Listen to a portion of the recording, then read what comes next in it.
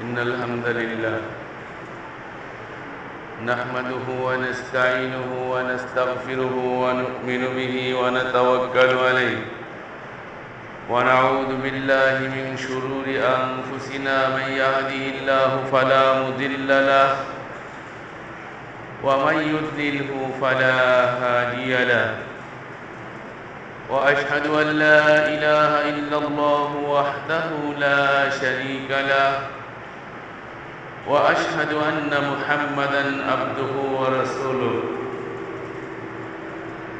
الذي أرسله بالحق بشيرًا ونذيرًا وداعيًا إلى الله بإذنه وسراجًا منيرًا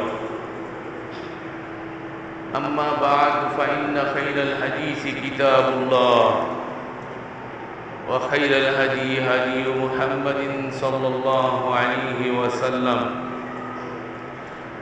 وشر الأمور محدثاتها وكل محدثة بدعة وكل بدعة ضلالة وكل ضلالة في النار وقال الله سبحانه وتعالى أعوذ بالله من الشيطان الرجيم بسم الله الرحمن الرحيم فاعلم أنه لا إله إلا الله وقال النبي صلى الله عليه وسلم من مات يشرك بالله شيئا دخل النار رواه مسلم প্রশংসা সেই রব্বুল আলামিনের জন্য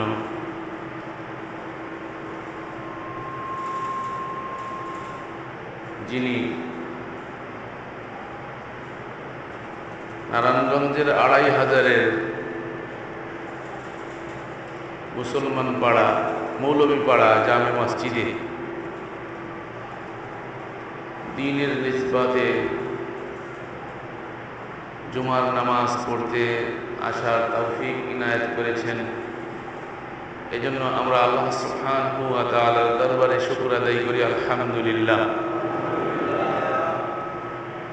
অগণিত সালাত ও সালাম বর্ষিত হোক নবী মুহাম্মদুর রাসূলুল্লাহ সাল্লাল্লাহু আলাইহি ওয়াসাল্লামের উপর।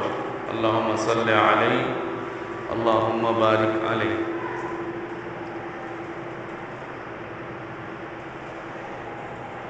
সম্মানিত উপস্থিতি, জুমার খুতবা দ্বীন জানার জন্য একটা উত্তম মাধ্যম।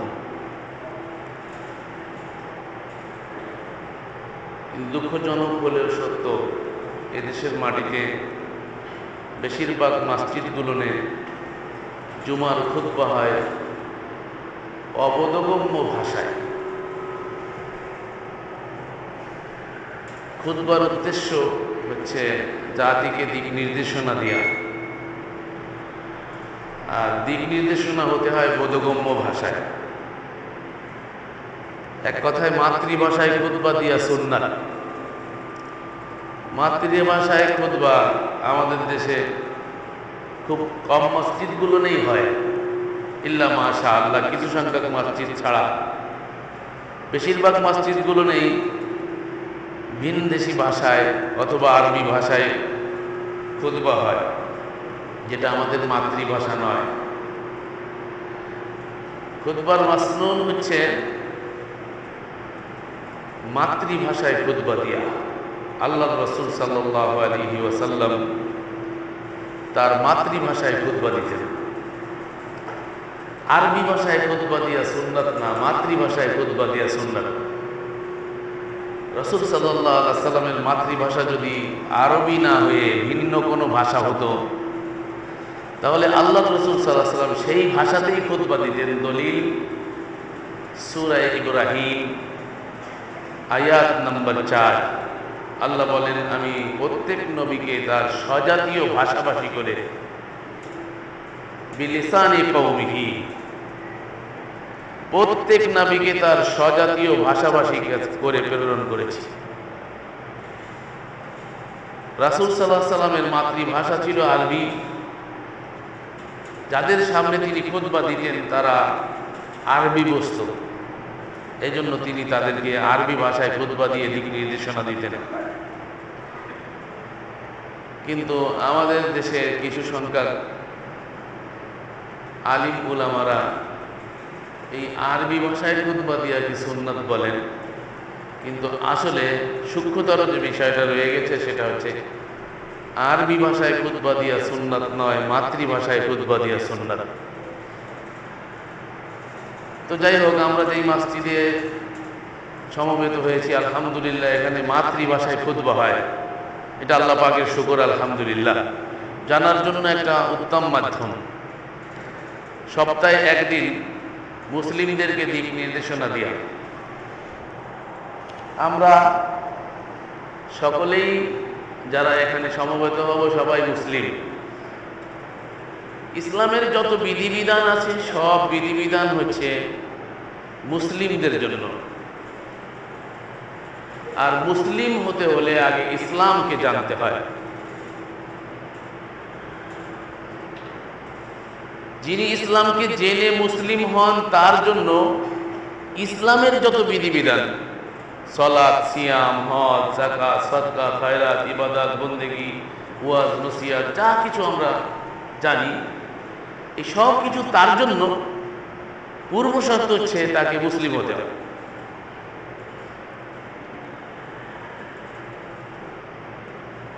আমি এখন এখানে খুতবা দিব, ইমামতি করব, তার জন্য পূর্ব শর্ত হচ্ছে, ইমামের জন্য একটা পূর্ব শর্ত আছে। ইমাম হতে গেলে সর্বপ্রথম ইমামকে মুসলিম হতে হবে। ইমাম যদি অমুসলিম হয় তাহলে সেই ইমামের পিছনে ইক্তেদা করা যাবে? ইমামের পিছনে ইক্তেদা করতে গেলে ইমামকে আগে মুসলিম হতে হবে, তারপরে আকেল হতে হবে, বালেগ হতে হবে, অনেকগুলো শর্ত আছে। তার 1 নম্বর শর্ত হচ্ছে তাকে মুসলিম হতে হবে। তো মুসলিম হবে কি করে? যারা ইসলামকে জানে আর ইসলামকে মানে, ইসলামকে জেনে ইসলামকে মানে, তারা হয় মুসলিম।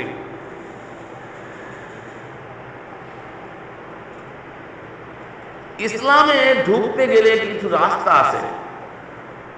সর্বপ্রথম যেই রাস্তা দিয়ে ইসলামে ঢুকতে হয় সেই রাস্তা সম্পর্কে আমাদের দেশের মানুষ বেশিরভাগ লোকই অজ্ঞ বললেই ভুল হবে না। দেশের মানুষের একটা কমন ধারণা, 4 রাস্তা দিয়ে মূলত দেশের মানুষ দ্বীনে আসে, ইসলামে আসে। একটা হচ্ছে মাদ্রাসায় পড়ে ইসলাম জানার একটা ব্যবস্থা আমাদের দেশে আছে, কিন্তু এখানে সিলেবাসের ভিতরে রং আছে। মাদ্রাসার আবার 2টো ধারা আছে। একটা হচ্ছে কওমি মাদ্রাসা, জনগণ দ্বারা নিয়ন্ত্রিত, কওম দ্বারা নিয়ন্ত্রিত, এটাকে বলে কওমি মাদ্রাসা। এই মাদ্রাসাটার আর একটা নাম আছে খারেজি মাদ্রাসা। আর একটা মাদ্রাসা হচ্ছে আলিয়া মাদ্রাসা, যেটার প্রথম আবিষ্কার করেছিল ব্রিটিশরা, কলকাতা আলিয়া মাদ্রাসা। এই 2টো ধারা মাদ্রাসার, এই 2 ধারার থেকে শিক্ষা নিয়ে অনেকেই, আমাদের ধারণা যে মাদ্রাসায় শিক্ষা নিয়ে মানুষ ইসলামকে জানে এবং ইসলামে ঢোকে, দিন জানে, দিন বোঝে। কিন্তু এখানে অনেক বিভ্রান্তি আছে, এ সম্পর্কে অনেকেই জানি না আমরা। আর একটা লাইন হচ্ছে আমাদের দেশে দিনে ঢোকার একটা মাধ্যম হচ্ছে দাওয়াত ও তাবলীগের নামে একটা দল সারা ওয়ার্ল্ডেই ঘুরে বেড়ায়। এই দাওয়াত ও তাবলীগের রাস্তা দিয়ে অনেকে দিনে আসে।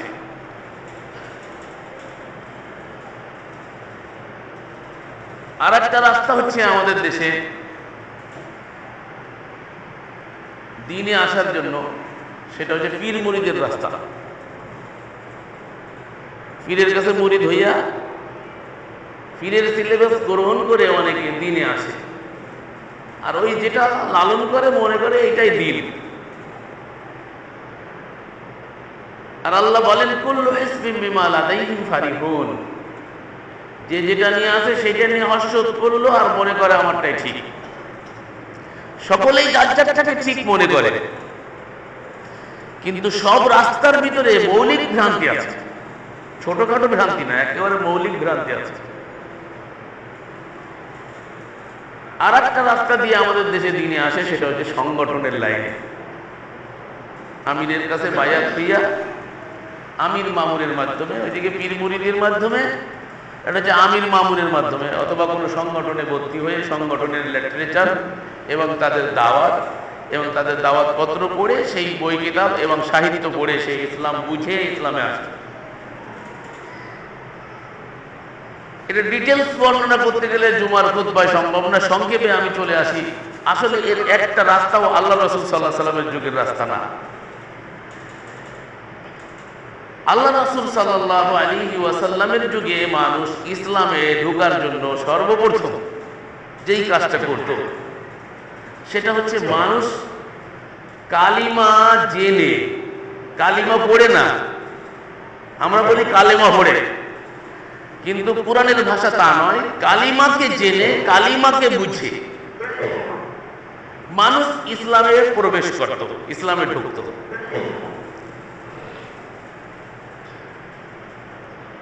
এখন আমাদের দেশে কালিমা পড়া লোকের অভাব নাই, কিন্তু কালিমা বুঝা লোকের সমস্যা আছে। কালিমা বোঝে না অনেক আলেমও, আলহামদুলিল্লাহ অনেক আলেমও বোঝে না কালেমা। কালেমা পড়ায় ঠিকই, কালেমার দাস দেয় ঠিকই, কালেমা শিখাচ্ছে যুগ যুগ ধরে, কিন্তু সে বেচারা নিজেই কালেমা বোঝে নাই।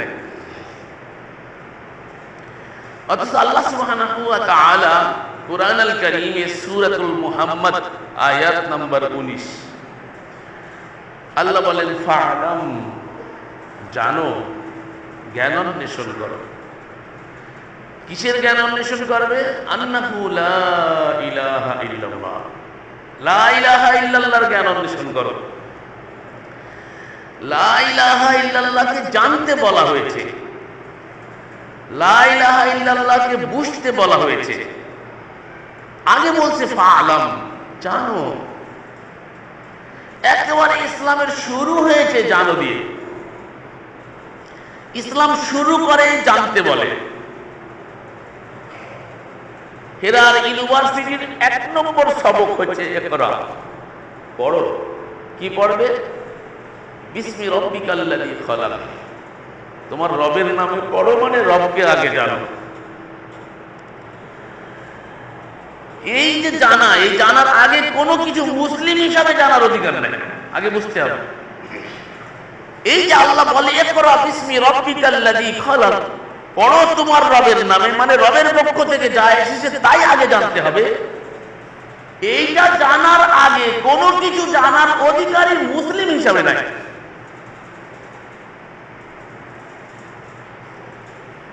কিন্তু দুঃখজনক হলেও সত্য, দেশের মাটিতে আমরা এইটা জানার আগে অনেক কিছু জেনে ফেলি।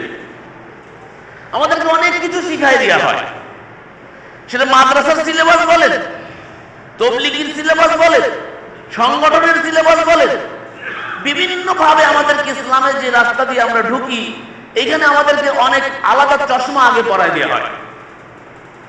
এই অনেক চশমা লাগাই দেওয়ার পরে আমরা ওই রঙিন চশমা দিয়ে তখন আমরা ইসলাম বুঝতে চাই।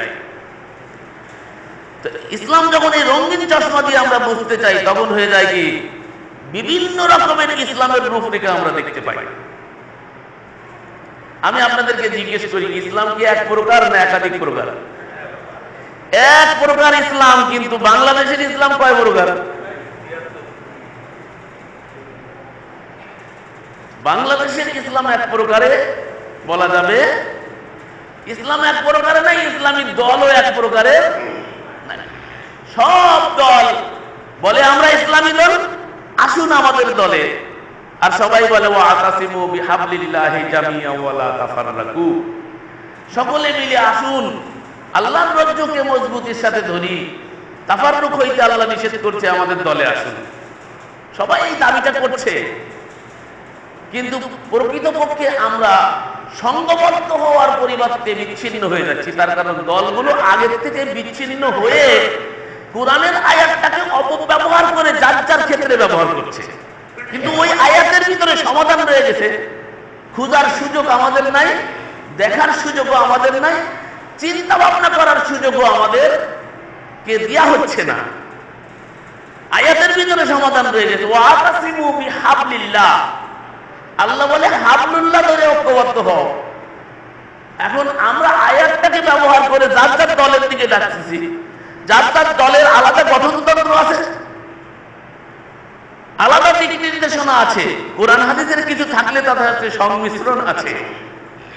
এখন আমরা প্রকারান্তরে দেখা যাচ্ছে যে কোনো একটা দলে চলে যাওয়ার সাথে সাথে আমি একটা ভাগে চলে যাচ্ছি।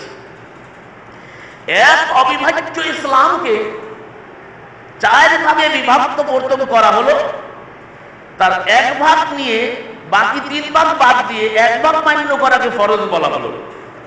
আর আল্লাহ বলে আফাতুমিনুনা বিবাযিল কিতাব ওয়া তাকফুরুনা বিবাযিল কিতাব, তোমরা কিছু মানবে আর কিছু মানবে না, এটা চলবে না।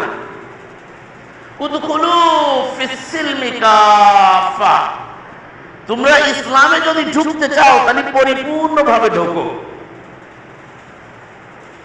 তো পরিপূর্ণভাবে ইসলামে ঢোকার রাসূলুল্লাহ সাল্লাল্লাহু আলাইহি ওয়াসাল্লামের যুগের মাধ্যম ছিল হচ্ছে মানুষ কালিমার মাধ্যমে, কালিমা জেনে, কালিমা বুঝে। বুঝানোর উস্তাদ ছিলেন মুহাম্মদ সাল্লাল্লাহু আলাইহি ওয়াসাল্লাম, শিক্ষক ছিলেন মুহাম্মদুর রাসূলুল্লাহ সাল্লাল্লাহু আলাইহি ওয়াসাল্লাম। আর মুহাম্মদ সাল্লাল্লাহু আলাইহি ওয়াসাল্লামের শিক্ষক ছিলেন জিবরিল আমিন। আল্লাহর পক্ষ থেকে জিবরিল আমিন এসে মুহাম্মদ সাল্লাল্লাহু আলাইহি ওয়াসাল্লামকে শিক্ষা দিতেন, মুহাম্মদ সাল্লাল্লাহু আলাইহি ওয়াসাল্লাম সাহাবায়ে কেরামকে শিক্ষা দিতেন। কালিমা শিখতে সাহাবায়ে কেরামের মতো শাগরেদদের আর আল্লাহর রাসূলের মতো উস্তাদের কালিমা শিখতে লাগছে 13 বছর। আপনি আমি কি চিন্তা করছি 13 দিন কালিমার পিছনে কি সুযোগ দিয়েছি, সময় দিয়েছি কেউ? কালিমা বুঝার জন্য 13 দিন সময় দেয়নি, 13 ঘন্টা সময় দেয়নি। 13 দিনে 13 ঘন্টা সময় আমাদের মধ্যে অনেকেই দেয় নাই কালিমার পিছনে। অথচ আল্লাহ রাসূলের মতো উস্তাদ, সাহাবায়ে কেরামের মতো শাগরেদ। সাহাবায়ে কেরাম কোন শাগরেদ? এমন শাগরেদ যাদের চরিত্র স্বয়ং আল্লাহ নিজে বর্ণনা করছে, মুহাম্মাদুর রাসূলুল্লাহ ওয়াল্লাযীনা মাহু আশিদ্দাউ আলাল কুফফার রুহামাউ বাইনাহুম। মুহাম্মদ সাল্লাল্লাহু আলাইহি ওয়াসাল্লাম এবং তার সাথী আপসে একে অপরের পরে সদাই মেহেরবান। আশিদ্দাউ আলাল কুফফার, কাফেরদের ব্যাপারে তারা খুব শক্ত। এই যে মুহাম্মদ সাল্লাল্লাহু আলাইহি ওয়াসাল্লামের শাগরেদদের চরিত্র, সব মুসলিম ভাই ভাই, কুল্লু মুসলিম ইখওয়া, সব মুমিন ভাই ভাই। এক মুমিন আরেক মুমিনের জন্য জানে ছাড় সবকিছু উৎসর্গ করছে। একদল আল্লাহর দ্বীন বুঝে, কালিমা বুঝার কারণে কালিমাকে প্রতিষ্ঠা করতে গিয়ে তারা নিজের জন্মভূমি ছেড়ে দিতে হচ্ছে।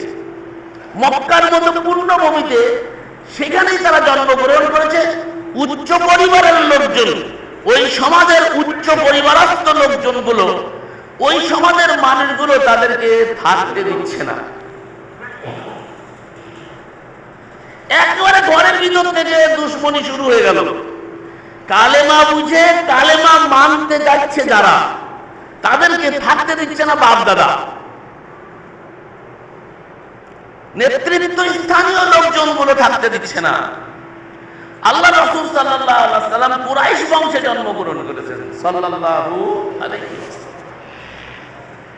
যারা কাবা নিয়ন্ত্রণ করছে, যারা কাবার মুতাল্লি, যারা হাজিদের পানি সরবরাহ করে, তারাও সালাত আদায় করে। কাবা ঘরে শীষ দেয়া তাদের সালাত, তারা সালাত আদায় করতো। তারা আলহাজ আবু জাহেল, আলহাজ আবু লাহাব, সব আলহাজ। আপনি আমি বছরে একবার টাকা পয়সা খরচ করে আলহাজ হয়েছি, জীবনে একবার। আর আলহাজ প্রতি বছর, একবারে প্রতি বছর হজ করতো, হাজিদের পানি সরবরাহ করতো, সবকিছু করতো আবু তালেব, সবকিছু করতো আব্দুল মুত্তালিব, সবকিছু করতো আবু লাহাব, আবু জাহেল। এরাই তো নিয়ন্ত্রণ করতো বাইতুল্লাহকে। এই আলহাজ গুলো রসুলের ঘরের থেকে নিয়ে বাইতুল্লাহ ডিস্টেন্স কোয়ার্টার মাইলের, এই কোয়ার্টার মাইলের ডিস্টেন্সে একের ওই ভূখণ্ডের সব থেকে ভালো মানুষটাকে ঢুকতে দিচ্ছে না। সব থেকে ভালো মানুষ যাকে তারাই বলেছে সাদেকুল আমিন। আপনি ভালো মানুষ, আপনার মতো ভালো মানুষ আমরা এই ধরতির বুকে আজ পর্যন্ত আমাদের নজর দিয়ে এত বড় ভালো মানুষ আমরা কোনোদিন দেখিনি। আপনি এত সুন্দর মহাত্তম চরিত্রের অধিকারী, আপনার এই দুইজনের মাঝখান দিয়ে আমরা কোনোদিন মিথ্যা শুনিনি। আপনি সব থেকে ভালো মানুষ, এই কথাটা যারাই বলতেছে তারাই তাকে ওখানে থাকতে দিচ্ছে না। অপরাধ হচ্ছে কি? কালেমা বুঝছে। অপরাধটা কি? কালেমা বুঝছে। কালেমা বুঝার কারণে চিফ জাস্টিস আবু বকর সিদ্দিক যেই ছিল বিচারক, সেই বিচার পাচ্ছে না, সে সমাজে থাকতে পারছে না। অপরাধ হচ্ছে কালেমা বুঝেছে মুহাম্মদ সাল্লাল্লাহু আলাইহি ওয়াসাল্লামের কাছ থেকে। মুহাম্মদ সাল্লাল্লাহু আলাইহি ওয়াসাল্লামের কাছ থেকে কালেমা বুঝছে 13 বছর সময় লাগছে কালেমা বুঝতে।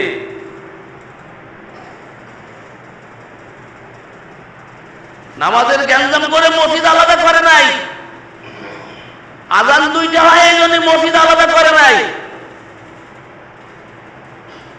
মসজিদে সালাত হচ্ছে, মসজিদে সবকিছুই হচ্ছে, কিন্তু ওই মসজিদে ঢুকতে পারছে না মুহাম্মদ সাল্লাল্লাহু আলাইহি ওয়াসাল্লাম এবং তার সাথীরা।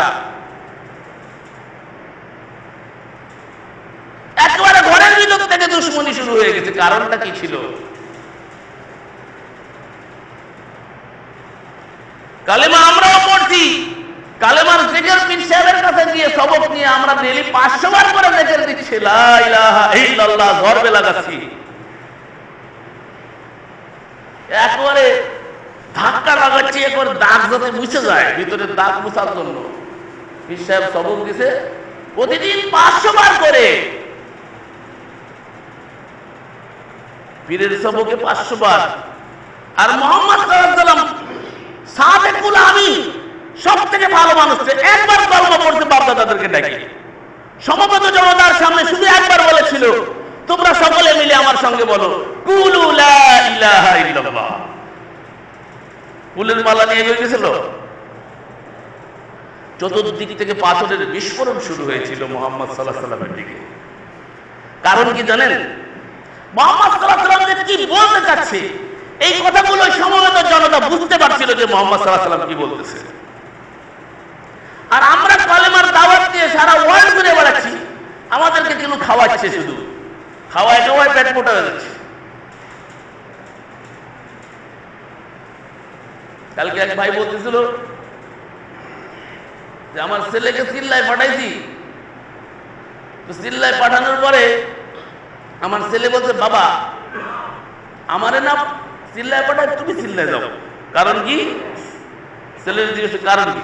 বাবার স্বাস্থ্য শরীর খুব খারাপ, একেবারে হ্যাংলা মানুষ। বাবা তুমি এখানে যে খানা পিনার ব্যবস্থা আছে, তো তোমার স্বাস্থ্যটা ভালো হয়ে যাবে না। আমার স্বাস্থ্য তো বেশি আছে, এর থেকে বেশি হয়ে গেলে আর আমি বেশি দিন বাঁচবো না। অতএব আমার মনে হয় আমার চিল্লায় না পাঠায়, তুমি চিল্লায় গেলে ভালো হয়, খাওয়া দাওয়া খুব ভালো হয়, ওখানে খাওয়া দাওয়ার ব্যবস্থা খুব ভালো আছে। আল্লাহ রাসূল প্রথম কালেমার দাওয়াত দিলেন, চতুর্দিক থেকে পাথরের বিস্ফোরণ হলো। আর আপনি কালেমার দাওয়াত দিচ্ছেন, আপনি খাইতে খাইতে পেট মোটা হয়ে যাচ্ছে, চুলকানো শুরু আপনার এখানে চুলকাইতে হচ্ছে। পেটের পরিধি এত বড়, আপনি চুলকাইতে গেলে হাত একেবারে সোজা করে চুলকাইতে হয়।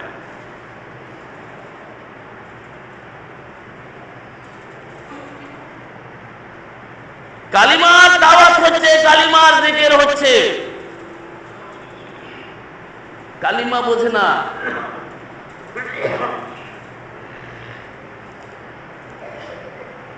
কালিমা যদি আপনি বোঝেন তাহলে আপনার ঘরের ভিতর থেকে শত্রুতা শুরু হবে।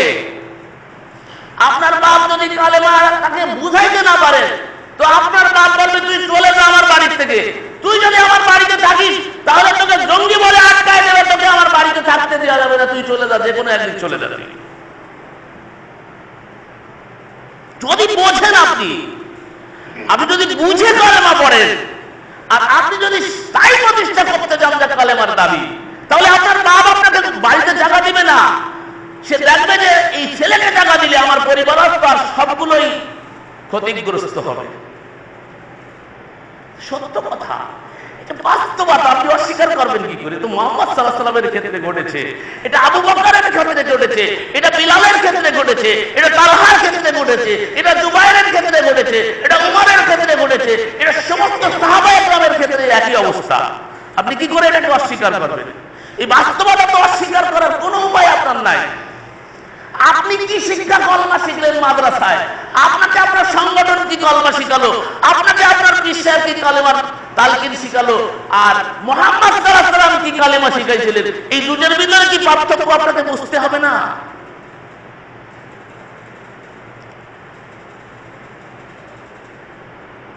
তাও 13 বছর লাগছে কালেমা শিখাইতে।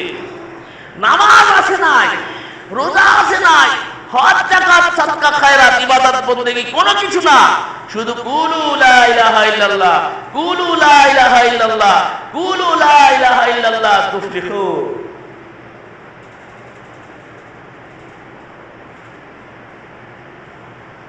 আল্লাহ বলে ফালাম, জানো, আগে জানো, তারপরে বলো লা ইলাহা ইল্লাল্লাহ। লা বলতে হবে আগে। সুফিরা বলে নফিস বাতের দেখে, সুফি সাহেব নফিস বাত, নফি মানে নাই। দুনিয়ার সমস্ত অঙ্গীকার নামা শুরু হয় হা দিয়ে, আমি স্বীকার করিতেছি, আমি স্বীকৃতি দিচ্ছি, এভাবে শুরু হয় হা দিয়ে। আর আল্লাহ রাব্বুল আলামিন বান্দার থেকে অঙ্গীকার দিচ্ছি, ইসলামে ঢোকার অঙ্গীকার শুরু হচ্ছে না দিয়ে। লা লা নফি জিন্স, লা মানে নাই, আগে অস্বীকার করতে হবে। অস্বীকার আগে, স্বীকার হচ্ছে পরে। এটা নফি আর ইসবাত। আগে আপনাকে অস্বীকার করতে হবে কালেমায়। কি অস্বীকার করবেন? এই যাবৎ আপনার অন্তরে যে সমস্ত বদ্ধমূল ধারণা আছে ইলাহ সম্পর্কিত, ইলার বহুবচন হচ্ছে আলেহা। অসংখ্য আলেহা লালন করছে যুগ যুগ ধরে জাতি।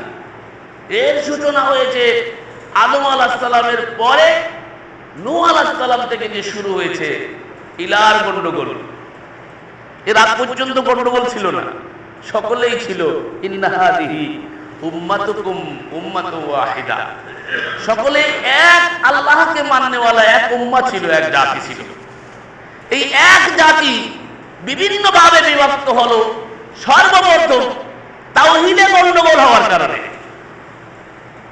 নামাজের গন্ডগোল না, হাত উপরে আর নিচের গন্ডগোলে ভাগাভাগি হয় নাই, ভাগাভাগি হয়েছে তাওহীদের গন্ডগোলে। সর্বপ্রথম নূহ আলাইহিস সালামের যুগে 5 জন সৎ ব্যক্তিকে কেন্দ্র করে পৃথিবীর বুকে শিরকের সূচনা হয়েছে। আদা, সুয়া, ইয়াগুস, ইয়াউক ও নাসার। এই 5 জন সৎ ব্যক্তিকে কেন্দ্র করে পৃথিবীর বুকে সর্বপ্রথম শিরকের সূচনা হয়েছিল। শিরিক লালন করার কারণে তাওহীদবাদী থেকে মুশরিক হয়ে গেল। মুসলিম আর মুশরিক দুই দলে বিভক্ত হলো। গন্ডগোল কোথা থেকে হইল? ভাগাভাগি হইল কোন জায়গা থেকে? আল্লাহ বলেন না হাযিহি উম্মাতুকুম উম্মাতুন ওয়াহিদা। এরা তো সব এক উম্মাহ ছিল, সব মুসলিম উম্মাহ। যে দোয়া করতেছেন আবার ইব্রাহিম আলাইহিস সালাম আল্লাহর ঘর নির্মাণ করে, আল্লাহর ঘর নির্মাণ করে ইব্রাহিম আর ইসমাইল বলতেছে এই ঘর নির্মাণ করে যে আমাদের মধ্যে থেকে একটা উম্মাতাম মুসলিমাতান লাক, একটা মুসলিম উম্মাহ তৈরি করেন। আবার এসে দোয়া করতেছে, দুয়ার বহিঃপ্রকাশ হচ্ছে মুহাম্মদুর রাসূলুল্লাহ সাল্লাল্লাহু আলাইহি ওয়াসাল্লাম। আবার মুসলিম উম্মাহ তৈরি করলেন আল্লাহর রাসূল। এই যুগ যুগ ধরে লালিত অসংখ্য আলেহার বিশ্বাস। ইলাহ হচ্ছে এক বছর, আর আলেহা হচ্ছে বহু বছর। অসংখ্য আলেহা লালন করছে তারা। ঈসা আলাইহিস সালামের ফলোয়াররা আল্লাহকে স্বামী বানাইয়া, মারিয়ামকে আল্লাহর স্ত্রী বানাইয়া, আর ঈসা আলাইহিস সালামকে আল্লাহর পুত্র বানাইয়া আল্লাহর সঙ্গে সালিসে, অর্থাৎ তারা আর দুইজনকে শরীক করে অংশ স্থাপন করে তারা মুশরিক হলো। তারা আল্লাহকে স্বীকার করত, কিন্তু আর দুইজন তার সাথে অংশ স্থাপন করলো। পৌত্তলিকরা করলো কত? 33 কোটি। আর যারা ডেমোক্রেসি মানলো, তারা যত জনগণ আছে পৃথিবীতে জনগণ যত আসবে আর জনগণ যত যাইবে, সব জনগণ হচ্ছে তাদের কি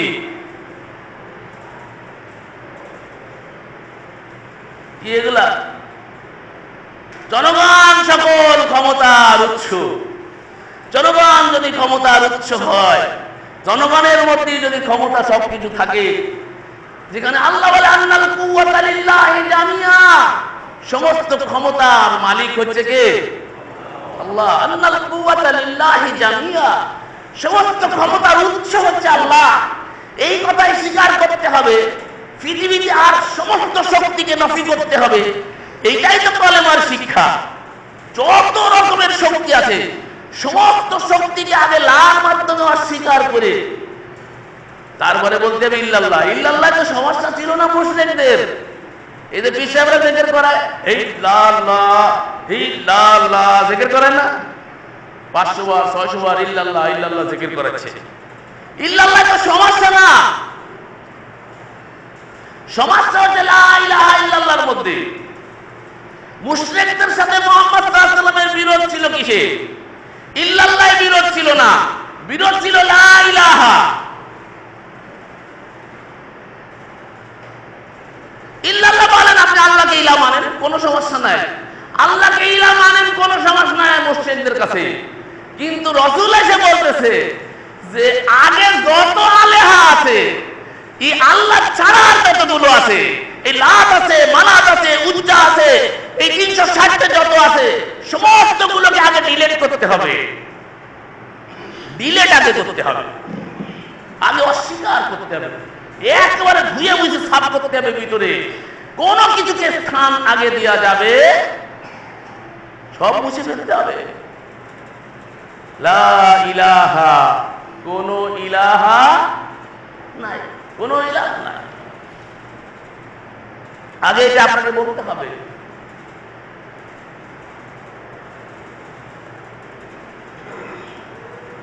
এইটা যখন আপনি বলবেন, তারপরে আপনি বলবেন ইল্লাল্লাহ, আল্লাহ ছাড়া। কিন্তু আল্লাহ অন্য আয়াতে বলছেন বাহাক্কে, অর্থাৎ হক মাবুদ, হক ইলাহ শুধু হচ্ছেন আল্লাহ। আর অসংখ্য নাহাক আলেহা সমাজে আছে, বহুত ইলাহ আছে দাবিদার, এই সবগুলো নাহাক, আর হক হচ্ছে কেবল আল্লাহ সুবহানাহু ওয়া তাআলা। তাহলে নাহাকগুলোকে আগে ডিলিট করতে হবে, অস্বীকার করতে হবে, এবং অস্বীকারের ঘোষণাও দিতে হবে। খালি মুখে মুখে না, ঘোষণা দিতে হবে, স্পষ্ট করে বলে দিতে হবে, তাদের সাথে সম্পূর্ণ রকমের সম্পর্ককে ত্যাগ করতে হবে, এবং তাদের সাথে শত্রুতার বৈরিতার ঘোষণা দিতে হবে। এটা হচ্ছে কালেমার দাবি। কালেমার হচ্ছে দুইটা রকম। রকম কয়টা? রকম মানে কি? পিলার। রকম কয়টা? মুসলমান জাতি জিজ্ঞেস করে দেখেন, এত কালেমার দাওয়াত চলতেছে, জিজ্ঞেস করলে কইতে পারে না। চিল্লার পরে চিল্লা লাগাইছে, 3 চিল্লার পরে 4 চিল্লা, বছর চিল্লা লাগাইছে। যদি জিজ্ঞেস করা ভাই কালেমার রকম কয়টা,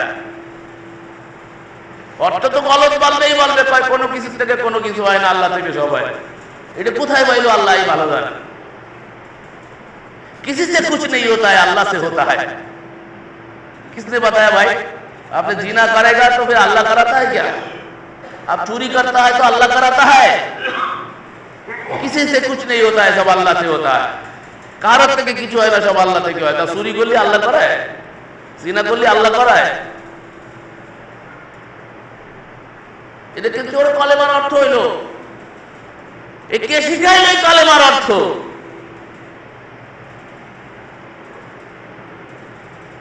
কালেমার অর্থ হচ্ছে আল্লাহ ছাড়া আর কোন হক ইলাহ নাই। হক ইলাহ হচ্ছে শুধুমাত্র আল্লাহ। রোকন হচ্ছে দুটো কালেমার, আগে অস্বীকার করতে হবে, তারপরে স্বীকার করতে হবে। কি অস্বীকার করতে হবে? ফামাইয়াকুফুরু বিত্তাগুত ওয়া ইউমিন বিল্লাহ ফাকাদ ইসতামসাকা বিল উরওয়াতিল উসকা। ইয়াকুফুরু বিত্তাগুত, এক নম্বর রোকন। আগে অস্বীকার করতে হবে, কুফরি করতে হবে। কুফরি না করলে ঈমান হয় না। এত কাল শুনছি যে কুফরি করলে কাফের হয়, কথা ঠিক আছে। কুফর মানে অস্বীকার। কি অস্বীকার করবেন? আগে অস্বীকার করতে হবে আপনাকে। কি অস্বীকার করতে হবে? তাগুতকে অস্বীকার করতে হবে। তাগুত মানে আল্লাহর দ্রোহী যত শক্তি আছে, সেটা রাষ্ট্রের সূরাতে হোক, সেটা ধর্মের সূরাতে হোক, সেটা পাগড়ি মাথায় দিয়ে হোক, সেটা হাতে তসবিহ নিয়ে হোক, সেটা মাদ্রাসার সূরাতে হোক, সেটা বক্তব্যের সূরাতে হোক, সেটা সংগঠনের সূরাতে হোক, যেই সূরাতে হোক না কেন, আগে আপনাকে অস্বীকার করতে হবে আল্লাহর দ্রোহী সমস্ত শক্তিকে। যে আল্লাহ বিরোধী আইন ও কানুন তৈরি করে আর সেই আইন ও কানুন দিয়ে জাতিকে শাসন করে, এটা হচ্ছে তাগুত। মাদ্রাসায় আছে, পাঠ্য আছে। দেখতে চাইলে আমার বই লেখেন সহি আকীদার মানদণ্ডে বেহেশতি জেওর। অসংখ্য মাসলা আছে কোরআন বিরোধী মাসলা। কোরআন একটা বলে, বেহেশতি জেওর একটা বলে। এটা সংগঠনের সিলেবাস, জামাত ইসলামের সংগঠনের সিলেবাস, এটা শিবিরের সিলেবাস। আবার এই বেহেশতি জেওর মাদ্রাসার পাঠ্য মহিলাদের জন্য লেখা হয়েছে। বিশেষ করে মহিলা মাদ্রাসাগুলোতে বেহেশতি জেওরকে বেশি পড়ানো হয়। মহিলাদের জন্য লেখা বেহেশতি জেওর, সেখানে পুরুষের মানে গুপ্ত অঙ্গ কিভাবে কি হবে এই ধরনের সমস্ত মশলা মাসাইল দিয়ে ভরা। এইগুলো কি মহিলাদেরকে শিখাইতে হবে? আর এটা যে মাদ্রাসার পাঠ্য, নাউজুবিল্লাহ। দেখে নিন, এগুলা পরিশিষ্ট অংশে আছে, বেহেশতি গওয়াহেরের মধ্যে আছে। এই সমস্ত নোংরামি। আর এ হচ্ছে মাদ্রাসার পাঠ্য, যেটা একেবারে কোরআন সুন্নাহ বিরোধী অসংখ্য মাসাইল শিখানে নিজেরা তৈরি করেছে হুজুররা। হুজুররা যদি আইন তৈরি করে, পৃথিবীতে কারো মুসলিমদের জন্য আল্লাহ ছাড়া কারো আইন মানার অধিকার নেই। যার কাছে আল্লাহ আইন প্রেরণ করেছেন তাকে আল্লাহ অধিকার রাখেন নাই তার আইনের ভিতরে কোনো কিছু সংযোজন আর সংকোচন করার। মুহাম্মদ সাল্লাল্লাহু আলাইহি ওয়াসাল্লামকে লক্ষ্য করে আল্লাহ বলেছেন, বড় হুজুর তো বড় হুজুর, বড় বিশ্বাস তো বড় পীর সাহেব, বড় শাইখুল হাদিস আর মুফাসসিরে কুরআন তো মুফাসসিরে কুরআন। স্বয়ং মুহাম্মদ সাল্লাল্লাহু আলাইহি ওয়াসাল্লামকে লক্ষ্য করে আল্লাহ বলছেন যে আমার নবী যদি আমার আইন ও কানুনের ভিতরে কোন কিছু সংযোজন বিয়োজন করত, তাহলে নবীর ডান হাত কেটে ফেলতাম আমি, আর নবীর জীবন দমনি টেনে আমি আল্লাহ ছিঁড়ে ফেলতাম। আল্লাহ বলে অধিকার রাখিনি আমি মুহাম্মদ সাল্লাল্লাহু আলাইহি ওয়াসাল্লামকে আমার বিধানের ভিতরে কোনো কিছু সংযোজন করা। সেখানে এত বড় হুজুর, আপনার ঈমান তো ওইখানে শেষ হয়েছে। আপনি যখন হুজুরের টান দিচ্ছেন রবারের মতো, এত হুজুর কি ভুল করে, এত হুজুর ভুল করে না। এখন প্রথম নবী তো ভুল করলো, যাকে বানাইয়া জান্নাতে রাখিয়া বললো ওই গাছের কাছে যাইও না। আল্লাহ বলেন যে ওই যে হাত ইশাজারা তাফাতাকুনা মিনাজ জালিমিন, সব গাছের কাছে যাবে কিন্তু ওই গাছটার কাছে যাবে না। একবার প্রথম মানুষ দুইজনেই ভুল করে ফেলালো। আল্লাহ বলে ফানাসিয়া, তারা দুইজনে ভুল করলো। নাসিয়া মানে কি? ভুল করলো, তারা ভুলে গেল, আল্লাহ নির্দেশ ভুলে গেল তারা। এই জন্য আল্লাহ তাদেরকে জমিনে বলায় দিলেন। তাহলে আদম আলাইহিস সালাম ভুল করলো, মুহাম্মদ সাল্লাল্লাহু আলাইহি ওয়াসাল্লাম ভুল করলেন বিদায় 18 দিন আল্লাহ তেরেক করলেন, ভুল করলেন বিদায় সুজদার মসলা আসলো। সুহ মানেই তো ভুল। আল্লাহ রাসূল নামাজে ভুল করছিল বিদায় তো সুজদার বিধান এসেছে। কি কথা ঠিক না? তাহলে রাসূলুল্লাহ ভুল করলো আর এত হুজুর কি ভুল করে নাই, তাহলে কি হইল? আরে ভাই আপনার হইলটা কি? আপনার পাইছে কিসে?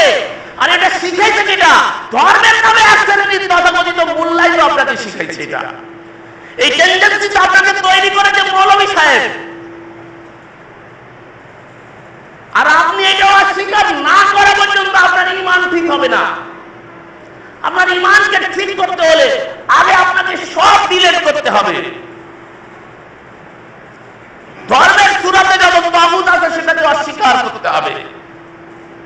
আর রাজনীতির সূরাতে যে সমস্ত তাগুত আছে সমস্ত তাগুতকে অস্বীকার করে তারপরে বলতে হবে ইল্লাল্লাহ ইয়াকুফুরু বিত-তাগুত ওয়া ইউমিন বিল্লাহ ফাকাদ ইসতামসাকা বিল উরওয়াতিল উসকা। আল্লাহ বলেন যে তাগুতকে অস্বীকার করলো, আল্লাহতে বিশ্বাস স্থাপন করলো। আগে অস্বীকার করতে হবে, এরপরে আল্লাহতে বিশ্বাস স্থাপন করতে হবে। ফাকাদ ইসতামসাকা বিল উরওয়াতিল উসকা, সে এক সুদৃঢ় হাতলকে ধারণ করলো যা কখনো ছিঁড়বার, সংখ্যায় কম হইলে এরা বিদায় হবে। সংখ্যায় এরা যতই কম হোক না কেন, এদের সঙ্গে আল্লাহর সাহায্য থাকবে, এদেরকে আল্লাহ আলোর পথ দেখাবে, এরা অন্ধকার থেকে বের হয়ে আসবে। আল্লাহ রাব্বুল আলামিন এদের সম্পর্কে বলছেন যে যারা আল্লাহতে বিশ্বাস স্থাপন করে, আল্লাহ হয়ে যান তাদের অভিভাবক। আর যারা আল্লাহতে বিশ্বাস স্থাপন করে না, তাগুত হচ্ছে তাদের অভিভাবক। আল্লাহু ওয়ালিয়ুল্লাযীনা আমানু, যারা ঈমান আনয়ন করেছেন, আল্লাহ হচ্ছে তাদের অভিভাবক। তাদের ওলিকে আল্লাহর ওলি, আল্লাহর ওলি, অমুক আল্লাহর ওলি, তমুক আল্লাহর ওলি। ওলি মানে তো অভিভাবক, তো আল্লাহর ওলি মানে কি আল্লাহর অভিভাবক নাকি? নাউজুবিল্লাহ। যদি না ওলি মানে তো বন্ধু আছে, তো ভালো কথা। তো কে আল্লাহর বন্ধু আপনাকে কে বলে দিয়েছে? কোন ওহীতে আছে? ইব্রাহিমকে না আল্লাহ বলেছে খলিল। তাহলে ইব্রাহিম আলাইহিস সালামকে আল্লাহর বন্ধু বলতে পারি, রাসূল সাল্লাল্লাহু আলাইহি ওয়াসাল্লামকে আল্লাহর বন্ধু বলতে পারি, ওহী দ্বারা প্রমাণিত। কিন্তু কে আল্লাহর বন্ধু আপনি কি করে জানেন? কালকের পত্রিকায় দেখলাম সবথেকে বড় সন্ত্রাসী মাদার তৈরি হচ্ছে ঢাকায়। কেউ অনেক মনে পত্রিকা দেখছে, সবথেকে বড় ক্যাডার ছিল, বড় বাপি চুল ৫টা ৬টা মার্ডার করে ফেলাইছে, তার মাদার তৈরি হচ্ছে। এই শয়তানগুলো মরে যাওয়ার পরে মাদার তৈরি হয়, তারপরে এদেরকে আল্লাহর ওলি বলা হয় না। নাউযুবিল্লাহ। আল্লাহ বলে যারা ঈমান আনয়ন করেছে, ঈমানদারদের একমাত্র ওলি হচ্ছে আল্লাহ। আল্লাহু ওয়ালিয়ুল্লাযীনা আমানু, ঈমানদারদের ওলি হচ্ছে শুধুমাত্র আল্লাহ। এখানে এক বছর আল্লাহু ওয়ালিয়ুল্লাযীনা আমানু, যারা ঈমান আনে তাদের ওলি হচ্ছে আল্লাহ রাব্বুল আলামিন। পরে বলতে ওয়াল্লাযীনা কাফারু আউলিয়াউহুমুত তাগুত, বহু বচন। আউলিয়া, ওলির বহু বচন হচ্ছে আউলিয়া। ওয়াল্লাযীনা কাফারু, যারা কুফরি করেছে, আল্লাহকে অস্বীকার করেছে, তাদের অভিভাবক সমূহ শাহজালাল, শাহবরান, খাজা বাবা, গজা বাবা, দয়াল বাবা, ন্যাংটা বাবা, অমুক বাবা, তমুক বাবা, বাবার অভাব নাই। ওয়াল্লাযীনা কাফারু আউলিয়াউহুমুত তাগুত, যারা তাগুতি করে, যারা কুফরি করেছে, তাদের অভিভাবক সমূহ হচ্ছে তাগুত। এখন আর যারা আল্লাহতে ঈমান আনছে, তাদের অভিভাবক হচ্ছে আল্লাহ। এদের কাজ কি? আল্লাহর কাজ কি অভিভাবকের? আল্লাহ বলছেন ইউখরিজুনাহুম মিনাজ যুলুমাতি ইলান নূর। আল্লাহ বলেন এই অভিভাবক তাদেরকে অন্ধকার থেকে আলোর দিকে নিয়ে যায়। অন্ধকার থেকে কোথায় নিয়ে যায়? আলোর পথ দেখায়। আর যারা কুফরি করে, তাগুতের কাজ কি? তাগুত তাদের অভিভাবক হয়ে যায়। ওয়াল্লাযীনা কাফারু আউলিয়াউহুমুত তাগুত ইউখরিজুনাহুম মিনান নূরি ইলাজ যুলুমাত। এরা কি করে? আলোর থেকে অন্ধকারের দিকে নিয়ে যায়। তাহলে এখন আল্লাহকে যদি অভিভাবক মনে করেন, এই কালেমার যে স্বীকৃতি দেবে, সমস্ত তাগুতি শক্তিকে অস্বীকার না করা পর্যন্ত ঈমান হবে না। মুখে কালেমার বুলি আওড়াইলে মুসলমান হওয়া যায় না। মুসলমানের ঘরে জন্ম নিয়ে মুসলমান হওয়া যায় না। মুসলমান হইতে গেলে কালিমা জেনে বুঝে ইসলামে ঢুকতে হয়। আর ঢুকতে হবে জেনে বুঝে। এই কথাটাই আল্লাহ বলেছেন সূরা মুহাম্মদ আয়াত নাম্বার 19। ফালাম, আগে জানো, তারপরে বলছে আন্নাহু লা ইলাহা ইল্লাল্লাহ। জানে বুঝে লা ইলাহা ইল্লাল্লাহ জানতে আর বুঝতে সময় লাগছে। মুহাম্মদ সাল্লাল্লাহু আলাইহি ওয়াসাল্লামের মতো উস্তাদ আর সাহাবায়ে কেরামের মতো শাগিরদের 13 বছর 13 বছর কলেমা শিখতে। তাহলে কেমন মাদ্রাসা তৈরি করতে হবে চিন্তা করেন। এখন এখান থেকে চিন্তা করেন মাদ্রাসা কেমন হবে। এই মাদ্রাসা খুঁজে পাইবেন কোথায়? সারা ভারতবর্ষে একটা মাদ্রাসা খুঁজে পাইবেন না যেখানে তাওহীদ ভিত্তিক সিলেবাস আছে। ইল্লা মাশাআল্লাহ, ইল্লা মাশাআল্লাহ, 2-4টে মাদ্রাসা থাকতে পারে। আমাদের মাদ্রাসাগুলো নিয়ে এখন আমরা সংকলন করতে পারছি না জায়গা। যারা এখন তাওহীদ বুঝতেছে দেশ বিদেশ থেকে আমাদেরকে চাপ দিচ্ছে, ছেলে মেয়েদেরকে কোথায় নিয়ে যাবো, ছেলে মেয়ে কোথায় নিয়ে যাবো, ছেলে মেয়ে কোথায় নিয়ে যাবো। তার কারণ তারা বুঝতে পারছে সব তাগুতের কারখানা ধর্মের নামে। এখন সঠিক মাদ্রাসা খুঁজেই পাওয়া যাচ্ছে না। এখন নতুন সিলেবাস দিতে হবে, নতুন কায়দায় শিক্ষা ব্যবস্থা প্রণয়ন করতে হবে। শিক্ষার 1 নম্বর ফান্ডামেন্টাল জায়গায় শিরক ঢুকে গেছে, শিক্ষা ব্যবস্থার ভিতরে শিরক ঢুকেছে, মাদ্রাসার পাঠ্যের মধ্যে শিরক ঢুকেছে। নিজের চোখ দিয়ে দেখা, এই বছরের নতুন সিলেবাসের ভিতরে শিরক, যার কই হাদিস দিয়ে ভরা মাদ্রাসার পাঠ্যে আছে হুকুলতনে মিনাল ঈমান, হুকুলতনে মিনাল, দেশকে ভালোবাসা ঈমানের অঙ্গ। কোন আয়াত আর কোন হাদিস কোথায় আছে, কোন জায়গায় আছে?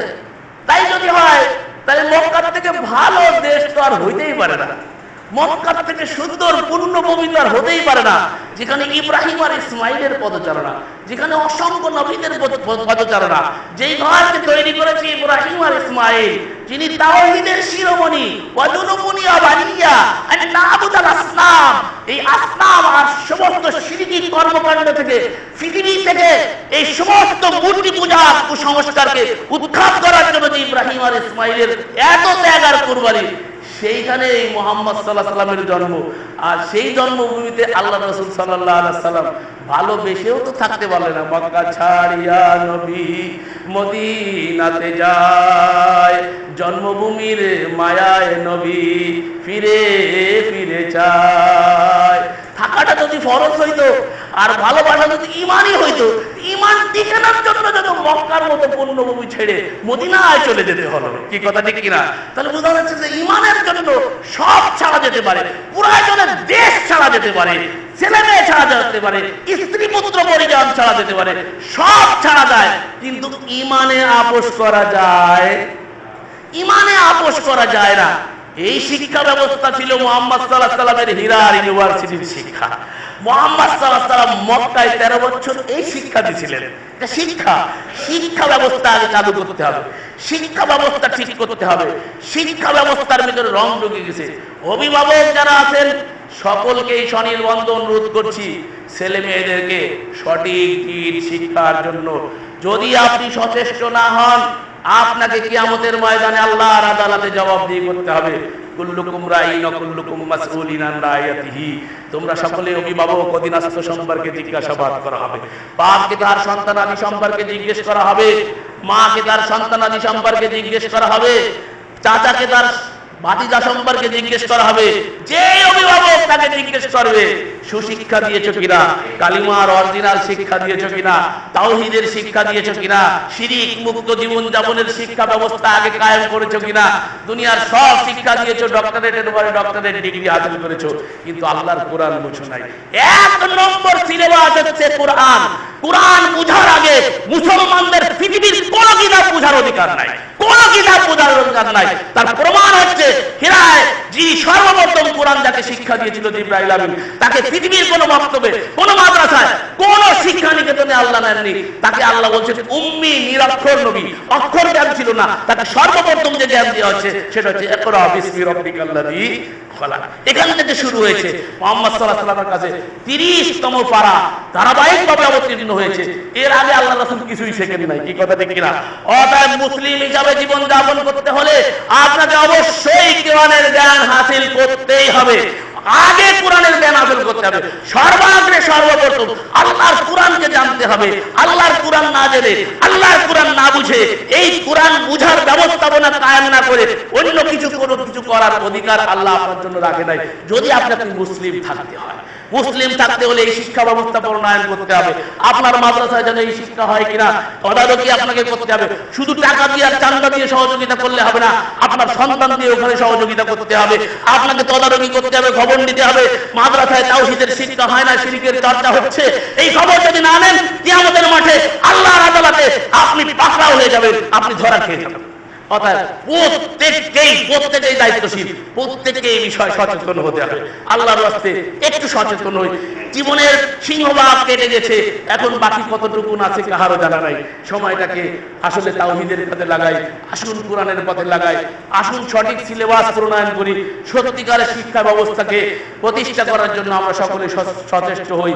আল্লাহ রাব্বুল আলামিন আমাদেরকে বুঝার, উপলব্ধি করার তৌফিক দান।